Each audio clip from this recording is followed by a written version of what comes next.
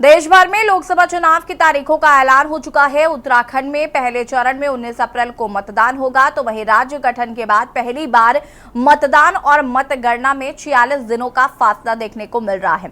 इसके तहत 19 अप्रैल को मतदान होगा और 4 जून को मतगणना होगी। विपक्षी दलों ने इस लंबी अवधि में भाजपा की ओर से गड़बड़ी करने की आशंका जताई है। चुनाव प्रचार के लिए प्रत्याशियों के पास 30 दिन से कम का समय है। ऐसे में प्रत्याशियों को जमकर मेहनत भी करनी होगी। हालांकि परिणाम के लिए काफी इंतजार करना होगा।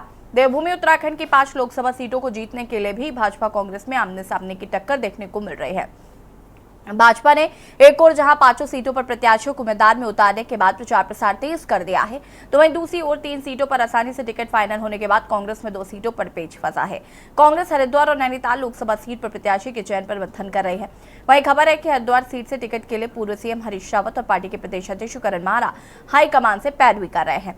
वहीं नैनीताल सीट से भी टिकट के कई दावेदार होने से मामला लंबा खिंच रहा है। वहीं एक तरफ जहां कांग्रेस प्रत्याशियों पर मंथन कर रही है, तो दूसरी ओर भाजपा ने चुनाव प्रचार अभियान को धार दे दी है। इसी के तहत 5 सीटों पर आक्रामक प्रचार अभियान शुरू कर दिया गया है। सवाल यह है कि आखिर क्यों कांग्रेस अब तक प्रत्याशियों की घोषणा नहीं कर पाई है। सवाल यह भी है कि 1 माह से कम के समय में कांग्रेस प्रत्याशी का प्रचार प्रसार कब शुरू करेंगे और कब जनता के बीच में जाएंगे। आज इसी मुद्दे पर चर्चा करेंगे। इससे पहले रिपोर्ट। चुनाव से पहले उत्तराखंड के लोग हमारे देश के यशस्वी नेता, यशस्वी प्रधानमंत्री मोदी जी को समर्थन और वोट देने के लिए 19 तारीख का बहुत ही बेसब्री से इंतजार कर रहे हैं, प्रतीक्षा कर रहे हैं कि 19 तारीख का मतदान का दिवस आए और सारे लोग इसको एक उत्सव के रूप में मनाएंगे, एक त्योहार की तरह मनाएंगे। देखिए, आज हमारी चुनाव प्रबंधन टोली की बैठक थी और बैठक में हमने 3-4 प्रकार के कार्यक्रम तय किए। एक तो हमारे संगठनात्मक कार्यक्रम है। 6 अप्रैल को भारतीय जनता पार्टी स्थापना दिवस है, 14 अप्रैल को अम्बेडकर जी की जयंती है और 23 मार्च को माननीय हमारी सरकार के 2 वर्ष का कार्यकाल पूर्ण हो रहा है। उन कार्यक्रम की रचना हम बूथ स्तर तक किस रूप में बनाते हैं, उसकी हमने चर्चा की। सभी प्रत्याशियों की नामांकन तिथि तय हो चुकी है, वो हम कल प्रेस विज्ञप्ति के माध्यम से आप तक पहुंचाएंगे। माननीय मुख्यमंत्री सभी प्रत्याशियों के नामांकन में उपस्थित रहेंगे। देखिए, पार्टी की अंदरूनी रणनीति होती है और काफ़ी चीज़ों में चर्चा विमर्श चल रहा है और जो उपयुक्त समय आएगा कांग्रेस इन 2 सीटों पर भी नामों की घोषणा कर देगी।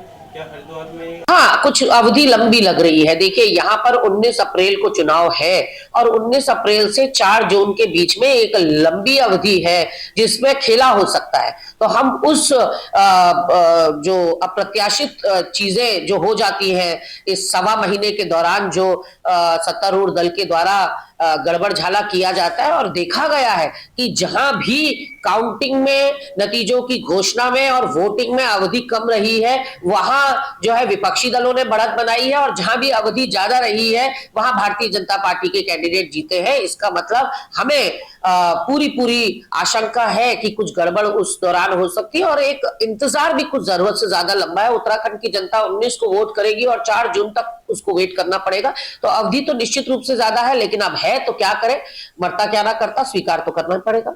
कांग्रेस का डाउनफॉल शुरू हुआ और कांग्रेस संगठन और सरकारों में टिकट देने की बात हो, पार्लियामेंट में हो, विधानसभाओं में हो, उससे निचले स्तर पे हो, तो लीडर्स जो होते हैं, लीडर यानी कि जो जनता की आवाज़ होते हैं, उन लोगों को तरजीह नहीं दी गई। तो खोखले होते चले गए। सब सिफारिशी, पूंजीपति, जुगाड़ू, करप्ट, दलाल टाइप के लोग जो हैं वो कांग्रेस में पदों पर बैठे रहे। तो लड़ने का मादा नहीं है। कांग्रेस वीक होती गई, संगठन कमज़ोर होता गया।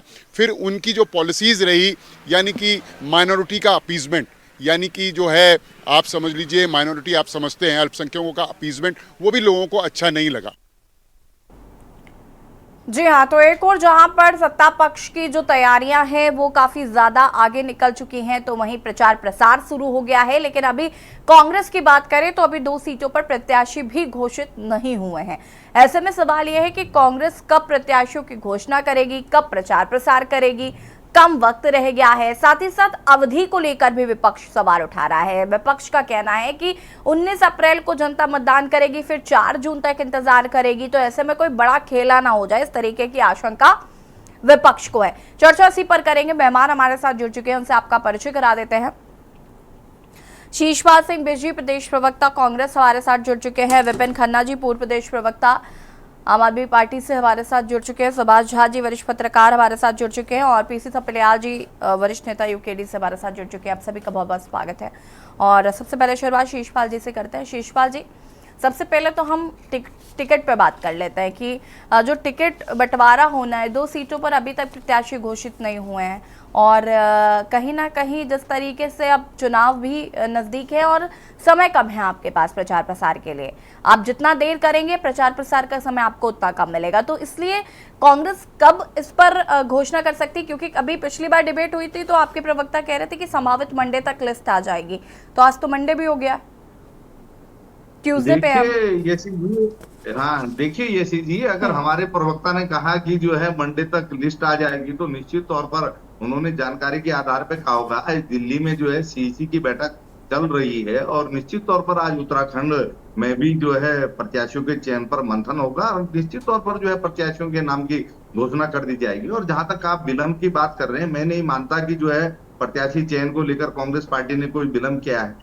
पहले आप देखते थे कि नामांकन 2-2 लोग कर देते थे और पता नहीं रहता था कि सिंबल किसको मिलेगा, लेकिन अभी तो चुनाव की शुरुआत हुई है और पार्टी संगठन ने जो है सभी लोकसभा क्षेत्रों में जम करके काम किया है। अगर हरिद्वार लोकसभा क्षेत्र की बात करें तो कांग्रेस पार्टी लगातार जो है किसानों के बीच सक्रिय रही है, वहां पर उनकी लड़ाई को जो है लड़ती रही है। वहां पर चाहे बेलडा का प्रकरण रहा हो या जो भी वहां पर अभी आपने देखा बीच में बरसात में जल भराव की समस्या हुई थी, तो कांग्रेस के प्रदेश अध्यक्ष हों चाहे हमारे आदरणीय पूर्व मुख्यमंत्री हरीश रावत जी लगातार गांव-गांव जनता के ये बीच भी कहा जा रहा है कि हरीश रावत और करण करण माहरा के बीच में पेच फंसा हुआ है, ये भी एक बड़ी समस्या है। एक तरफ जहां पूर्व सीएम है तो दूसरी तरफ प्रदेश अध्यक्ष है।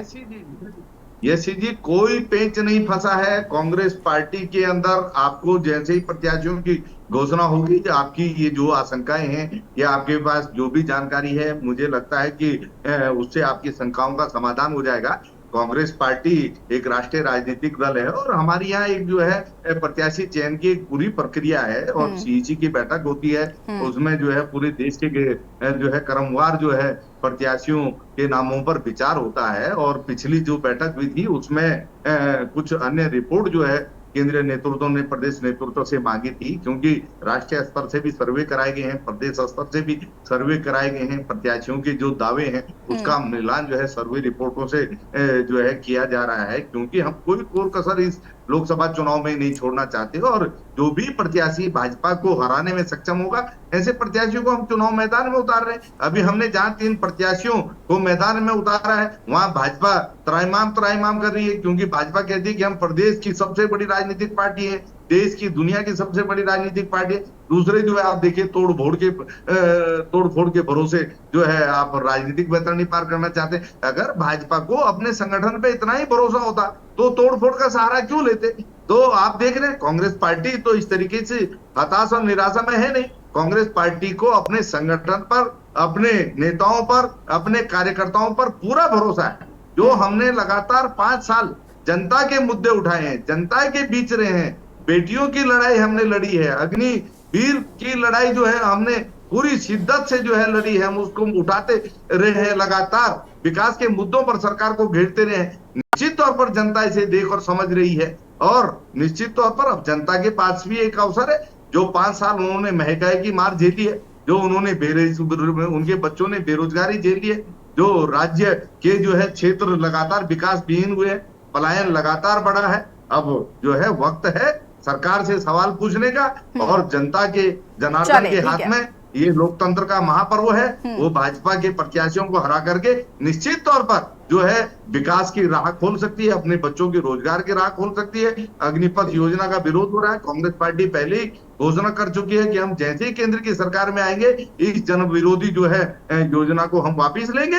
तो निश्चित तौर पर बेरोजगारों को भी कांग्रेस पार्टी से ऐसी जी बहुत आस है, देश की जनता को, मातृशक्ति को, किसानों को, सबको कांग्रेस पार्टी से एक आस है। चलिए वापस आएंगे, वापस आते हैं शीशपाल जी, इसका नमूना भी देख चुके हैं। ठीक है, वापस आते हैं जी, वापस आते हैं। यूकेडी के प्रवक्ता का रुख कर लेते हैं। पीसी थपलियाल जी, क्या कुछ कहना चाहते हैं?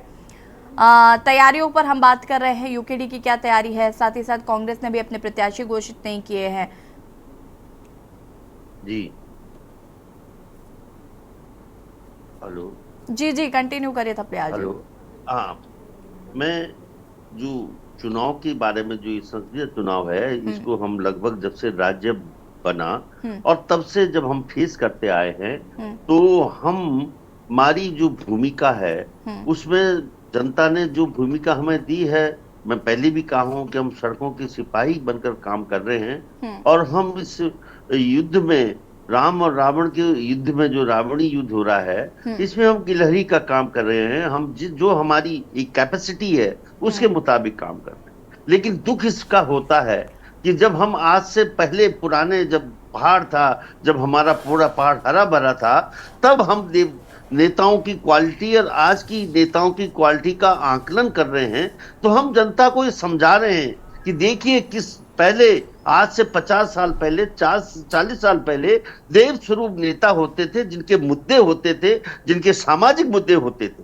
आज सीधा सीधा दिल्ली से डोले में बैठ के आ रहा है और कोटद्वार में उसका स्वागत हो रहा है, और उसके बाद वो, उसकी क्वालिटी क्या है कि वो आदमी तोड़ रहा है। अभी अभी किस मुंह से भारतीय जनता पार्टी का नेता जुगरान आपकी चैनल में कह रहा था कि ये विपक्ष में या कांग्रेस में दलाल टाइप लोग हैं। अरे फिर उन दलालों को क्यों ले रहे हो तुम? उन दलालों की तूने पूरी जमात अपने पाले में कर रहे हो। ये तुम्हारा क्या क्वालिटी है? ये तो ये दिखाता है कि तुम इतने कमजोर हो कि तुम्हें अपने संगठन और अपनी पार्टी पे विश्वास नहीं है, और जनता इस चीज को समझ रही है। अब जनता का फैसला कैसे आता है वो देखना बाकी है। लेकिन जिस तरह से आपने बोला कि इन्होंने सबसे पहले अगर उत्तराखंड का किया, तो इनको उत्तराखंड इनका सबसे बड़ी प्रयोगशाला है इस देश में, तो इन्होंने सबसे पहले उत्तराखंड में आश्वस्त होते हुए उत्तराखंड को सबसे पहले वोटिंग से मैं इसको चुना। थपलियाल जी, पहले 3 लोगों के नाम आए, सिटिंग सांसदों को इन्होंने फिर से टिकट दे दिया। उसके बाद में 2 लोगों के नाम आए, तो उसमें उन्होंने बदलाव किया। इन्होंने भी तो फिर पहले तो 3 लोगों को ऐसे ही उतार दिया, वही सिटिंग सांसद है। यहाँ पे किसी की नहीं चलती। आप देख नहीं रहे हो कि मुख्यमंत्री ये थोड़ी बोल रहा कि मेरे काम पे वोट देना, वो मोदी जी।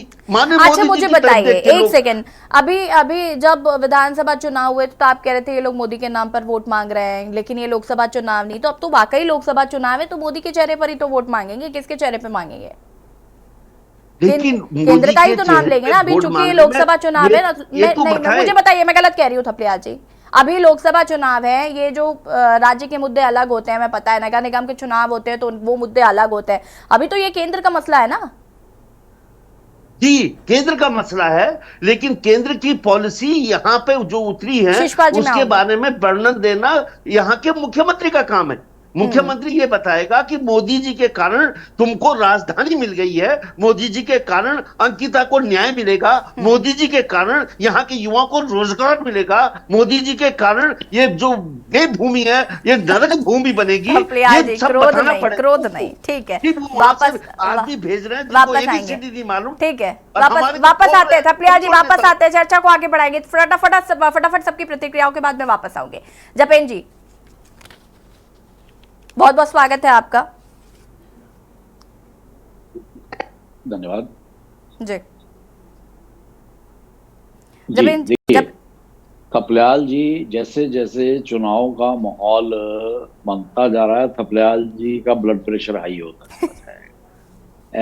ऐसा नहीं है कि उत्तराखंड के अंदर बाहर से लाके प्रत्याशी थोप दिए गए, भाई सब हैं तो उत्तराखंड के ही।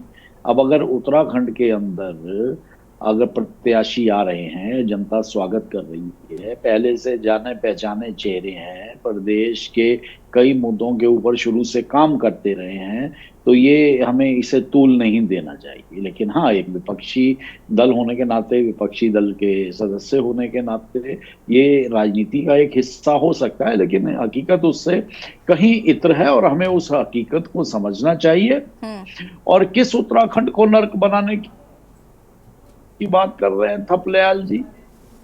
पिछले 5 वर्षों में उत्तराखंड के अंदर जितने काम हुए हैं, जितनी लोगों की आस जगी है और जो भविष्य की योजनाएं बनी है, पहले कभी बनी बिल्कुल नहीं बनी, और सरकार तो सरकार होती है, ठीक है, कोई सरकार कम काम करती है, ज्यादा करती है, पूर्ववर्ती सरकारों ने कम काम किया, वर्तमान सरकार ज्यादा काम कर रही है, तो भाई आलोचना का कोई समय होता है, शिषपाल जी, सबकी आलोचना का कोई प्रतिक्रियाओं के मकसद बाद होता है। तो ये चुनाव के समय की आलोचनाएं किसी काम की नहीं है। जी ठीक है जबिन जी, वापस आएंगे। विपिन खन्ना जी भी हमारे साथ जुड़ चुके हैं, पूर्व प्रदेश प्रवक्ता आम आदमी पार्टी से। विपिन जी, आपका भी बहुत बहुत स्वागत है। क्या कुछ कहना चाहते हैं? तैयारियों पर बात कर रहे हैं, और एक सीट जो मांगी जा रही थी, मिली कि नहीं मिली आपको? यशी जी, तैयारी पूरी है और बिल्कुल गठबंधन का हम जो है कहीं इसीलिए तो कांग्रेस देरी नहीं कर रही है जी, कहीं यही तो जी, कारण जी, नहीं है? देखिए, नहीं ऐसा नहीं है, देरी वाली बात नहीं है। और रही बात हमारी तैयारी की, तो बिल्कुल गठबंधन धर्म को निभाने हम जा रहे हैं, और बिल्कुल संविधान को जिन लोगों से खतरा है, जो संविधान को बदलने की बात कर रहे हैं, हम उसकी लड़ाई लड़ने जा रहे हैं। जो भारतीय जनता पार्टी को हराने जा रहे हैं, हम उसकी लड़ाई लड़ रहे हैं। जो लोकतंत्र को खत्म करने जा रहे हैं, हम उसकी लड़ाई लड़ रहे हैं। और जो भारतीय जनता पार्टी इतनी बड़ी बड़ी बातें कर रही है कि हम लोगों ने उत्तराखंड में इतना काम किया, देश में इतना काम किया, तो मेरा मानना है तो फिर सीएए और यूसीसी पर आप वोट क्यों मांग रहे हैं? आप कहिए हम अग्निवीर योजना लेके आए हैं, हमें उस पर वोट दीजिए। आप कहिए हमने घर घर रोजगार, हर युवा को रोजगार, 15 करोड़ युवा को रोजगार दिया है, हमें वोट दीजिए। आप कहिए हमने महंगाई कम कर दी है, हमने गैस पेट्रोल डीजल कम कर दिया है। विपिन जी, इसका मतलब भाषण आप ध्यान से नहीं सुन रहे हैं, ये सब कहा जा रहा है। इन्हें ज्ञान ही नहीं है, राजनीति कर रहे हैं खन्ना जी, तो कम से कम आंखें और कान खुले रखें कि कौन कहां कह रहा है। सब कुछ कहा जा रहा है जो आप कह रहे हैं। आप समय बताइए जबिंदर भाई, समय के क्या प्रवाह को बताया जा रहा है? आप व्यर्थ में यहाँ बोल रहे हैं। नहीं, देखिए आप सीधे, आप देखिए यहाँ टेढ़ी तरीके से कान पकड़ा जा रहा है ना। हम 900 रुपए सिलेंडर के दाम बढ़ाएंगे, उसके बाद हम 100 रुपए कम कर देंगे। हमने महंगाई कम कर दी, और हमने महंगाई कम की है। हम भाषण में तो कह रहे हैं ना, लेकिन भारतीय जनता पार्टी राजधानी के नाम पर वोट मांगे भारतीय जनता पार्टी, अंकिता भंडारी प्रकरण में वोट मांगे भारतीय जनता पार्टी, नौकरियों में भ्रष्टाचार पर वोट मांगे भारतीय जनता पार्टी। कौन सा काम आपने किया? जरा एक काम, पेट्रोल डीजल के 2-2 रुपए कम किए विपिन जी। केवल आप हाईवे गिरवाएंगे और कुछ नहीं गिरवाएंगे। पेट्रोल डीजल के भी दाम कम हुए हैं,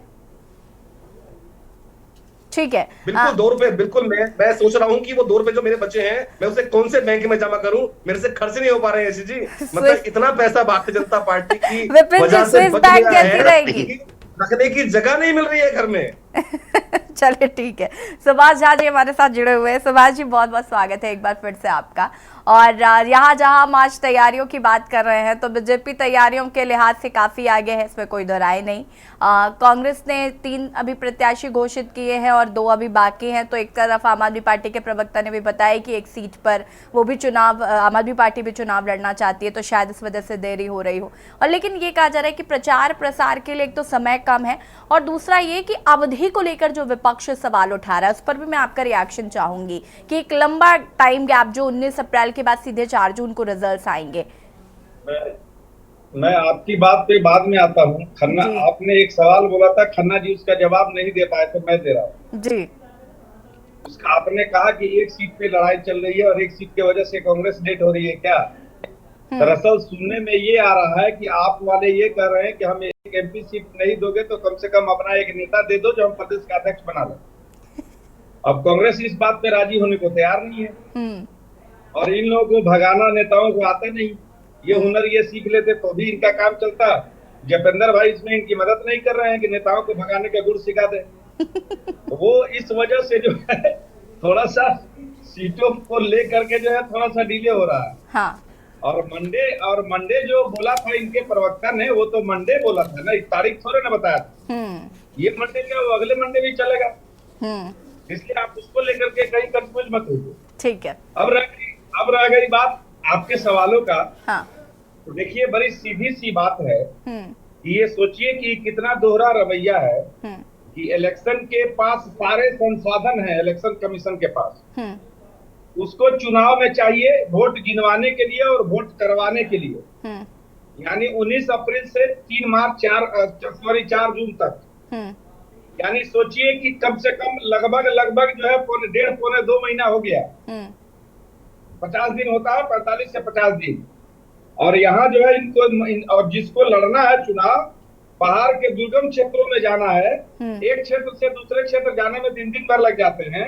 अगर एक चाहे भी कोई एमपी का प्रत्याशी खास करके पहाड़ में कि हम एक क्षेत्र से दूसरे क्षेत्र चले जाए, तो मुझे नहीं लगता कि 30 दिन में वो पूरा क्षेत्र घूम पाएगा। खाली गांव में उसकी उपस्थिति भी दर्ज नहीं हो पाएगी। तो उसको देने के लिए चुनाव आयोग के पास 30 दिन है और खुद को लेने के लिए 50 दिन है। ये जो दोहरा मापदंड है ये बिल्कुल ही गलत है। दूसरी बात कि चुनाव आयोग ने इन चीजों का ध्यान नहीं रखा कि भीषण गर्मी पड़ती है मैदानी इलाकों में। तो भीषण गर्मी के समय जो चुनाव वहां रखा, उस चुनाव को रखना चाहिए था उत्तराखंड में, पहाड़ी राज्यों में। और ये जो डेट था, इस डेट को शिफ्ट करते उधर की तरफ मैदानी एरिया में। मैदानी एरिया में 19 अप्रैल को चुनाव होता तो बात समझ में आती, क्योंकि वहां भीषण गर्मी से लोग बचते। आप जून में, आप मई लास्ट वीक में चुनाव करवा रहे हो, वहां जहां पानी की भयंकर किल्लत होती है, वहां जहां टेम्परेचर 48 डिग्री तक चला जाता है। तो दरअसल ऐसे नासमझ चुनाव आयुक्त लोग बनाए जाएंगे। 2 चुनाव आयुक्त भागेगा, सुबह किसी चुनाव आयुक्त की बहाली हो जाएगी, दोपहर में घोषणा हो जाएगी कि चुनाव है। तो जब सब कुछ पीएमओ हाउस से ही बनना है, तो मैं तो कहता हूँ चुनाव आयोग का एक चुनाव आयोग मंत्री भी रख ले। मोदी जी अपने पास बेकार के लिए मुख्य चुनाव आयोग तो चुनाव बनाए हुए। ये भी सीधा जब आपके बेशर्मी की हालत ये है, तो सीधा ही बोल दो कि एक चुनाव आयोग मंत्री रहेगा, चुनाव आयोग तो नहीं रहेगा। मूल बात यहाँ है, इससे चाहिए था। तीसरी बात, जो हमारे भाई अपने में जवाब देंगे, इन विपक्षियों ने सवाल नहीं पूछा, ये तो बता दीजिए कि 5 सांसद जो गांव गोद लिए थे उसका क्या हुआ। आप पूरे संसदीय क्षेत्र की तो मैं बात ही नहीं कर रहा हूँ, मैं तो उसकी बात कर रहा हूँ कि 5 सांसदों ने एक गांव गोद लिए थे। तो उत्तराखंड के उस 5 गांवों को ही बता दीजिए कि उसकी हालत क्या हुई, उसका विकास कितना हुआ। हाँ, ये जी देखिए, भारतीय जनता पार्टी के प्रवक्ता कह रहे थे कि साहब जो है कांग्रेस के समय में कम विकास हुआ और हमने विकास को रफ्तार दी। जरा ये बताएं तो सही, कौन से विकास को रफ्तार दी? राज्य में जितने उद्योग धंधे लगे वो कांग्रेस की सरकार में लगे, जितने बड़े जो है कॉलेज बने, यूनिवर्सिटियां बनी, वो कांग्रेस के दौर में बनी। जितना आप जो है इंफ्रास्ट्रक्चर देख रहे हैं वो सब कांग्रेस के दौर में बना। भाजपा जो है दूसरे के कामों का श्रेय लेने में माहिर है और वही काम ये कर रहे हैं। आप जो है बेरोजगारों को रोजगार तो दे नहीं पाए, बेरोजगार आज भी धरने पे बैठे हुए। कम से कम उन्हीं के जख्मों पे मरहम लगा देते। चुनाव का दौर था, पूछते कि उनको कम से कम एक सटीक आश्वासन देते थे, कोई शासनादेश उनको ऐसा पकड़ा देते जिससे उनको लगता है कि सरकार हमारे रोजगार के प्रति जो है गंभीर है। बेटी अंकिता भंडारी के माता पिता आज भी जो है श्रीनगर में धरने पे बैठे हुए। भाई सरकार उनके आंसुओं को क्यों नहीं देख पा रही है, उनके दर्द को क्यों नहीं समझ रही? उल्टा जो लोग आवाज उठा रहे हैं उनको आप जेल भेजने का काम कर रहे हैं। तो भाजपा कितनी बेटियों के हितैषी है, कितनी पहाड़ की हितैषी है, ये अब जनता भली भांति समझ गई। और अग्निपथ योजना को लेकर के लगातार राज्य में विरोध हो रहा है। मोदी जी जब भी उत्तराखंड आई जी, तब उन्होंने कहा कि मैं 5वें धाम को प्रणाम करता हूं। ये सैनिक धाम है 5वां धाम, आप जो है उसी को भूल गए। आपने जो है अग्निवीर योजना उन पे लाती, जिससे आपने राज्य के नौजवान के भविष्य को जो है चौपट करने का काम किया। और जब अग्निवीर में भर्ती होने के लिए नौजवान गए, वो अपने कटु अनुभवों को लेकर जब वापस आए, उसके वीडियो आज भी आपके पास होंगे, किस तरीके से वो जो है मोदी जी मुर्दाबाद के नारे लगा रहे थे। तो उनके दर्द को अगर आपने समझा होता। और पलायन आयोग आप ही ने गठित किया, वो लगातार कह रहा है कि 270 लोग उत्तराखंड से प्रतिदिन पलायन करने के लिए मजबूर है। इतना विकास आपने कर दिया कि नौजवान राज्य में रुक ही नहीं पा रहा। आपने जो है पॉली हाउस में जो है रोजगार के अवसर राज्य के नौजवान को दिखाए। पॉली हाउस तो लगे नहीं ये जी, उल्टा उद्यान घोटाला हो गया। माननीय हाई कोर्ट को सीबीआई जांच के आदेश देने पड़े। और एक नहीं कई मामलों में पहले मुख्यमंत्री इनके रहे, जो पूर्व मुख्यमंत्री, इनके मामले में माननीय हाई कोर्ट को सीबीआई जांच के आदेश देने पड़े। और ये जो है सुप्रीम कोर्ट तक पहुंच के जो है तो सीबीआई जांच को रुकवाने के लिए इस देश के अंदर जो परंपरा भाजपा ने डाली है, उससे इस प्रदेश की जनता भांति समझ रही है। तो इन्होंने न विकास किया, न ये विकास करने वाले हैं। इनको केवल ध्रुवीकरण की राजनीति के सहारे जो है। जपेंद्र जी जवाब दीजिए भाई, ध्रुवीकरण की राजनीति कर रहे हैं आप। आपने विकास कुछ नहीं किया है, कांग्रेस के कामों को ही गति देने की कोशिश की, उसमें भी आधे से ज्यादा काम किए नहीं है, आरोप है विपक्ष का। ये जी यस हमारे शीशपाल बिष्ट जी लय में गए भाई। घोटाला हुआ, पॉली हाउस का घोटाला हुआ तो आपकी सरकार के रहते हुए आपके लोगों ने करा। और अगर लो ये नई 1947 कहानी से हो गई। लेकर अरे भाई पामेजा को 1947 से डायरेक्ट को लेकर किसने बनाया?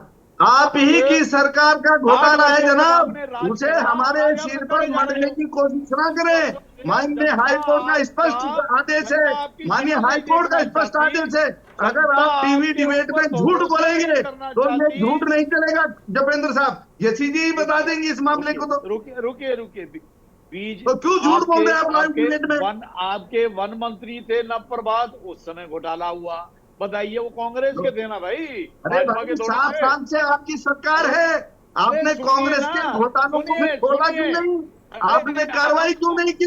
आपके ऊपर तो माननीय हाई कोर्ट का डंडा चल रहा है, सीबीआई जांच के आदेश हो रहे हैं। एक मामले में नहीं, रुकिए तो पार्किंग के मामले में सीबीआई जांच का आदेश हुआ। हमने क्या किया, क्या नहीं करा, ये आपने विषय नहीं है। भ्रष्टाचार किया, आपने क्या करा, ये बेरोजगारों की विषय। नौकरियां और उस खाई, विषय को आपने बेरोजगारों उठाया की है। नौकरियां बेची, अग्निवीर योजना से राज्य के नौजवानों का भविष्य अंधकार में धकेला, अंधकार में धकेला। ITI जवेंद्र जी, शीशपाल जी, माफी चाहूंगी और सीधे यहाँ पर हम रुख करना चाहेंगे सुभाष जी का। सुभाष जी, मेरा सवाल आपसे ये है कि क्या लगता है विपक्षी दल के जो मुद्दे हैं, चाहे वो अग्निवीर हो, केदारनाथ को लेकर भी विपक्ष ऐसे मुद्दा बना रहा है, साथ ही साथ जो भर्ती घोटाला हुआ है ये एक बड़ा मुद्दा मान रहा है, और जो घोटाले हो रहे हैं उनको लेकर ये बात कही जा रही है, तो क्या विपक्षी दल के ये मुद्दे जो हैं ये मजबूत हैं और उत्तराखंड की जनता के सामने क्या विपक्षी दल ठीक तरीके से अपनी बातों को रख पा रहे हैं अगर हम एनालिसिस करें तो? देखिए भाजपा के खिलाफ मुद्दे बड़े बड़े हैं। अभी इलेक्ट्रल बॉन्ड में ये गाय भक्त लोग बीफ का चंदा लिए हैं 250 से 300 करोड़ बीफ कंपनी से। ये इतने ईमानदार भाजपा के लोग। और पाकिस्तान से जय पाकिस्तान को थर-थर कांपने लगेगा, उस पाकिस्तान से 300 साढ़े 300 करोड़ उसकी ऊर्जा कंपनी से इन लोगों ने चंदा लिया।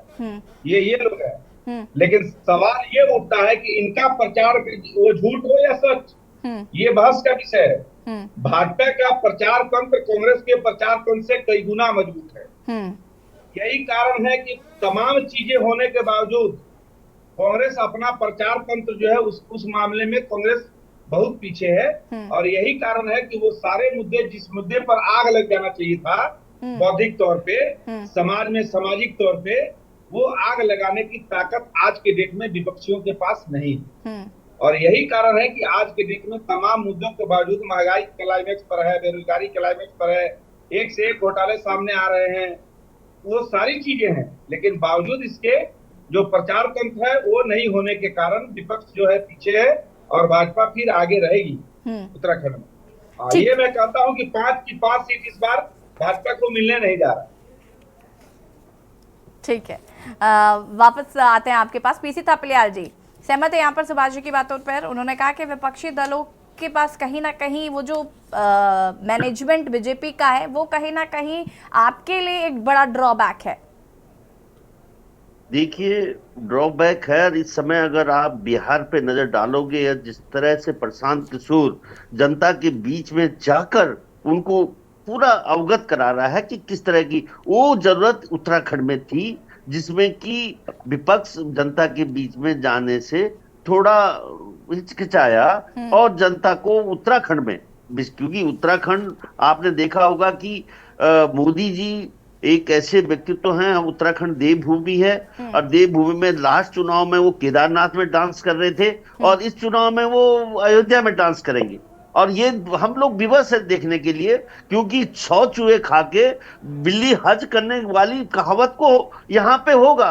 इस तरह से पहले तो शब्दों को थोड़ा सा ठीक करिए, और इस तरीके से प्रधान, भले ही आप विपक्षी दल के नाते बोल रहे हो, लेकिन वो प्रधान सेवक हैं। मैडम, 100 चूहे खा के बहुत सम्मानित इसमें नहीं है, क्योंकि हम इतना बड़ा पाप कर रहे हैं। अभी आपने बोला कि जो अभी आपने बताया कि मांस वाली कंपनियों से इतना बड़ा चंदा तो है, लेकिन जब हम राइफल देखते हैं, जो देश की रक्षा सुरक्षा का सवाल है, वहां पे हम क्या कैसे बोले, किस तरह से हम इन लोगों की पूजा करें जो अपने को बोलते हैं हम जनसेवक हैं। हमें पीएम मत बोलो, हमें वो जन आप अपना सेवक मानो। एक तरफ तो तुम सेवक मान रहे हो, दूसरी तरफ तुम राजा बन के तुमने हमारी ऐसी की तैसी कर रखी है पूरे जनता की। आप ये देखिए किस तरह से हमारा एकमात्र आश्रय था अग्निवीर, और हमारी गढ़वाल राइफल और कुमाऊं रेजिमेंट का डंका बजता था विश्व में।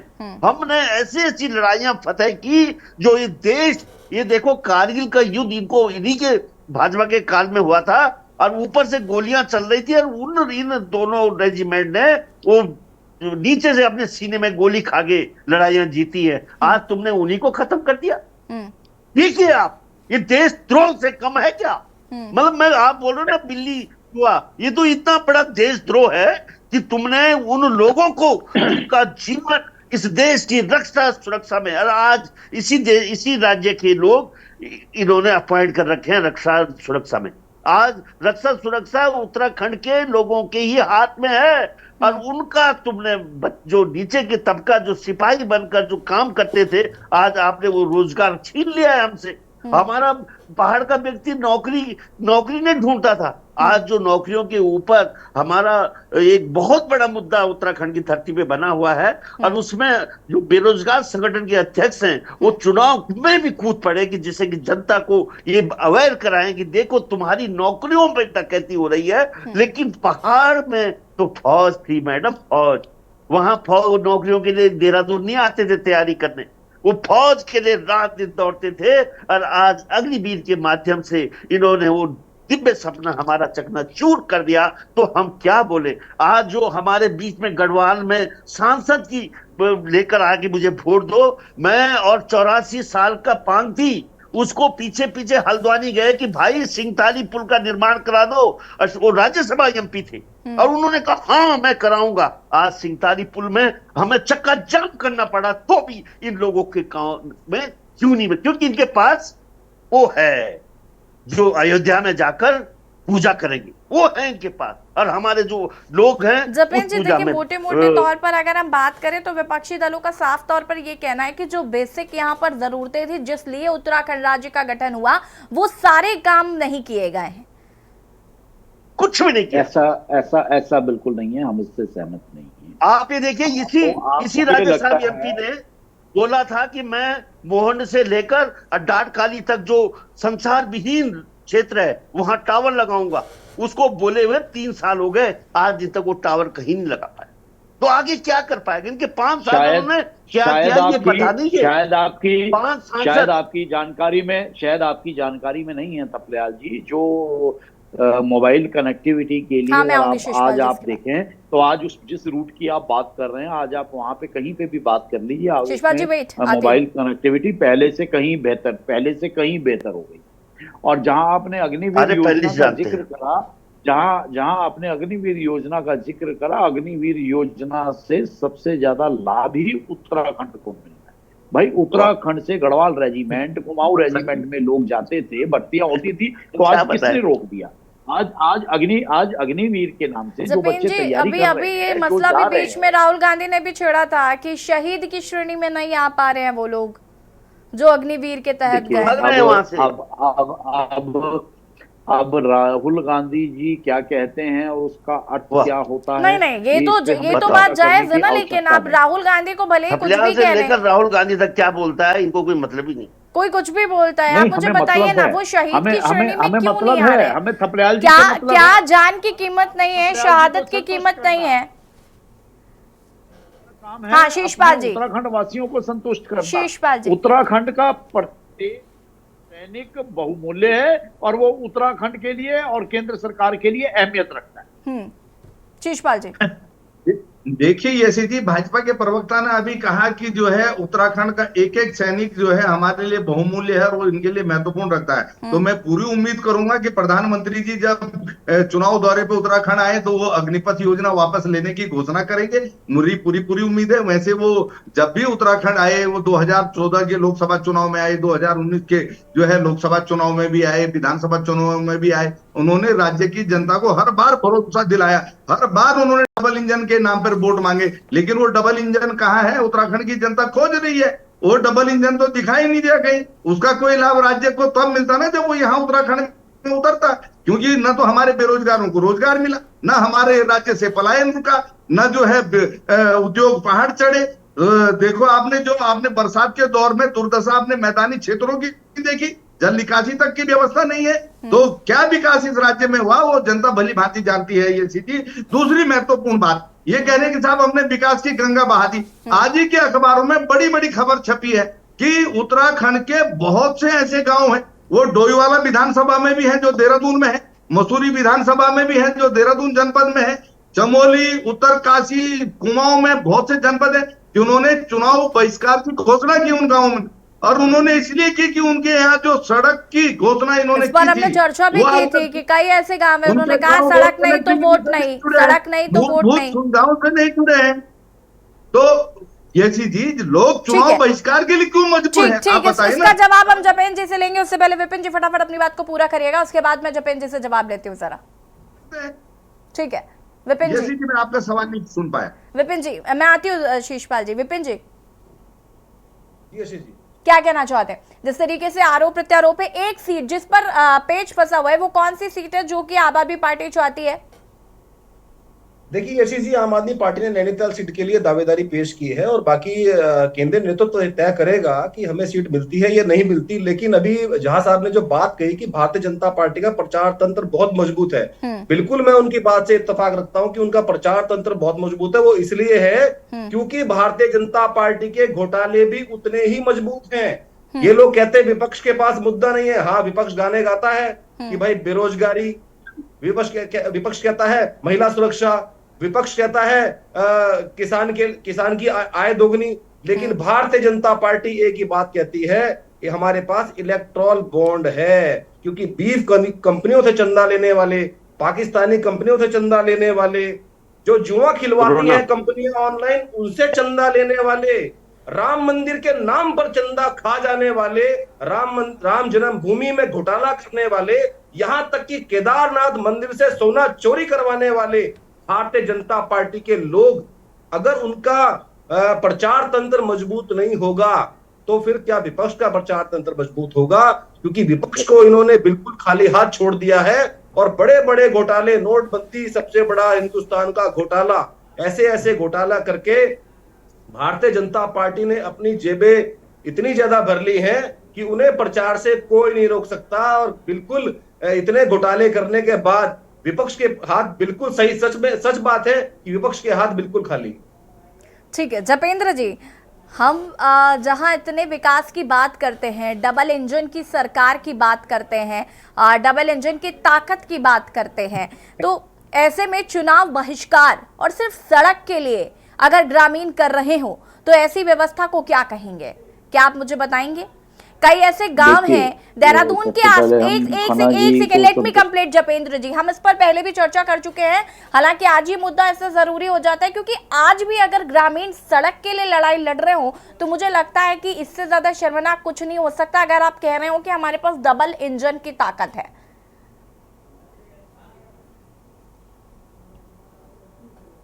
जपेंद्र जी देखिए प्रचार तंत्र की मजबूती और सक्सेस जनता के सहयोग पे टिकी होती है, और जनता का सहयोग और जनता का भरोसा, जनता